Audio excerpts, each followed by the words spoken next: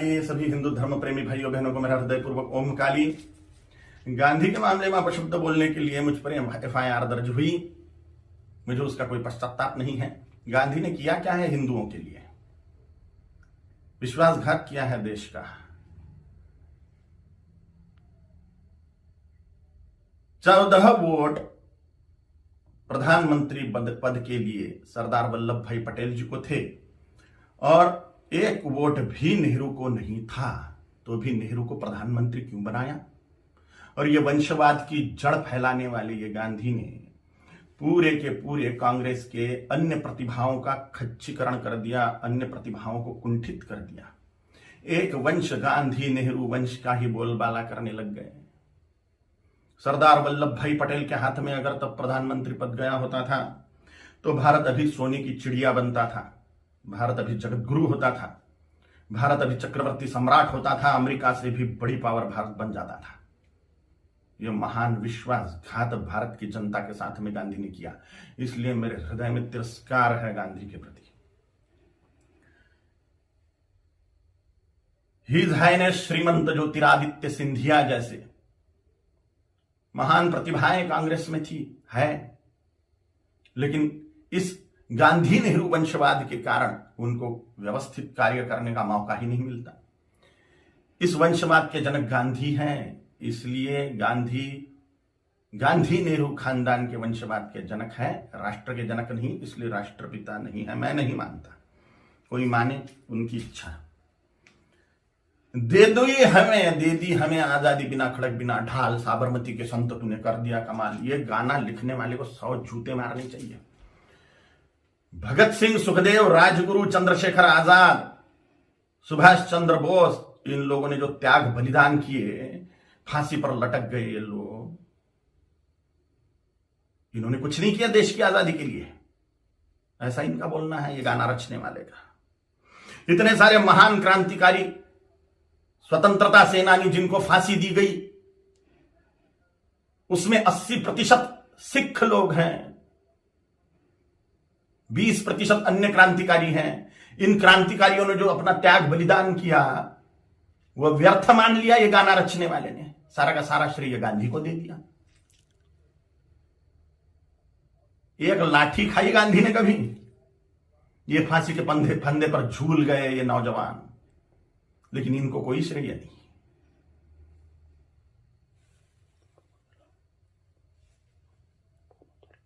सुखदेव, राजगुरु, भगत सिंह जी की फांसी गांधी रुकवा सकते थे, लेकिन नहीं रुकवाई जानबूझ के, इसलिए तिरस्कार करता हूं मैं गांधी का। इनका एक बहुत बड़ा हथियार था अनशन करना, और गांधी ने उसका उपयोग भारतीय जनता के खिलाफ ही किया, हिंदुओं के खिलाफ ही किया। बोला था कि बंटवारा मेरी लाश पे होगा, मजहब के नाम पर जो बंटवारा हुआ पाकिस्तान बांग्लादेश का, वो मेरी लाश पे होगा, ऐसा गांधी बोलते थे। लेकिन जब बंटवारा हुआ तब गांधी जिंदा थे, और बंटवारे के समय जो दंगे हुए, लाखों करोड़ों हिंदुओं को, सिखों को काट डाला गया उसमें, और लाखों करोड़ों हिंदुओं को मार के उनकी लाशें भेजी गई। लाखों हिंदुओं को, 27 लाख हिंदुओं को मार डाला गया एक ही दिन में, डायरेक्ट एक्शन डे के दिन, जिन्ना के द्वारा। और पाकिस्तान में से जो ट्रेनें आ रही थी वो लाशों से ही भरी हुई थी, महिलाओं के और पुरुषों के, बोरे के बोरे भर के महिलाओं के स्तन काट कर भेज रहे थे वहां के लोग। सामूहिक बलात्कार करी हुई महिलाएं, उनकी लाशें, उनके स्तन बोरों में भर के। और यहां गांधी अनशन कर रहे थे कि 55 करोड़ रुपए दो पाकिस्तान को। जब सिख लोगों ने दंगे से पीड़ित होकर कड़कड़ाती ठंड में मस्जिदों का आश्रय लिया, तो उसके लिए अनशन पे बैठ गए गांधी कि इनको मस्जिदों से बाहर निकालो, मुसलमानों को मस्जिदें सौंप दो। नफरत करता हूं मैं गांधी से, इसलिए भी। पाकिस्तान बांग्लादेश को जोड़ने वाला कॉरिडोर मांग लिया मुसलमानों ने कि भारत को और खाया जाए। गजवाए हिंद के तहत भारत को मुसलमान बना दिया जाए। तो पाकिस्तान और बांग्लादेश को जोड़ने वाला कॉरिडोर, हजारों वर्ग किलोमीटर का कॉरिडोर, इसके लिए गांधी अनशन पे बैठने वाले थे। के शासन को वो दे देना पड़ता था और भारत फिर से बढ़ जाता था।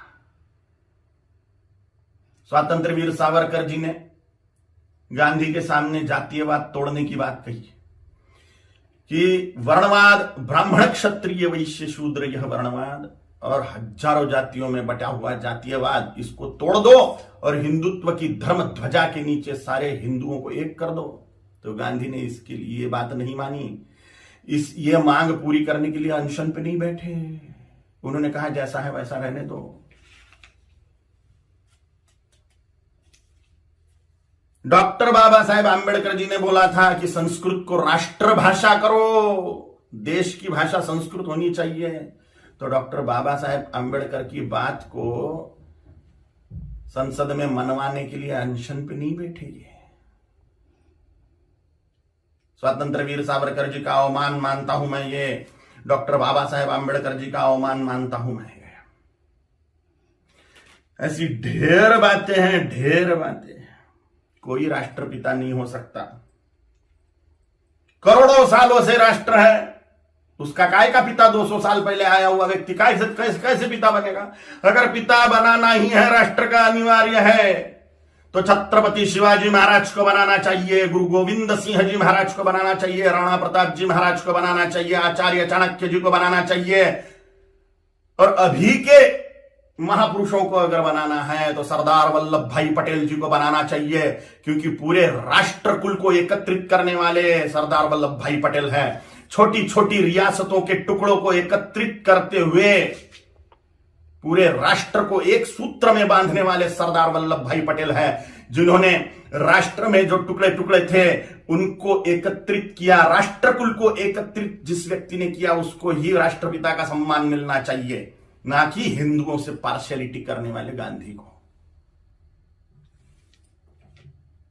अगर वो कॉरिडोर मिल जाता था पाकिस्तान बांग्लादेश को, तो हिंदुस्तान कब का मुसलमान बन चुका होता था। धन्यवाद है, कोटि कोटि धन्यवाद है महात्मा नाथुराम गोडसे जी को। उनके चरणों में साष्टांग नमस्कार है मेरा कि उन्होंने अपना बलिदान देके हिंदुस्तान को मुसलमान बनने से बचा लिया। गजवाए हिंद फेल कर दिया महात्मा नाथुराम गोडसे जी ने। कोटि कोटि धन्यवाद है उनको। महात्मा गांधी नहीं, महात्मा नाथुराम जी गोडसे हैं। और अगर सच बोलने की सजा मृत्यु है तो स्वीकार है। छत्रपति शिवाजी महाराज जी ने, छत्रपति संभाजी महाराज जी ने, गुरु गोविंद सिंह जी महाराज जी ने, राणा प्रताप जी महाराज जी ने अपने पूरे कुल का बलिदान कर दिया हिंदुत्व बचाने के लिए। तो मेरे जैसे तुच्छ जंतुओं का जी के फायदा भी क्या है? अगर धर्म के लिए हम बलिदान नहीं हो सकते तो मर जाए मेरे जैसे करोड़ों कालीचरण हिंदुत्व को बचाने के लिए, धर्म को बचाने के लिए, सनातन हिंदू धर्म की रक्षा के लिए तैयार है हम मृत्यु दंड को पाने के लिए। ओम का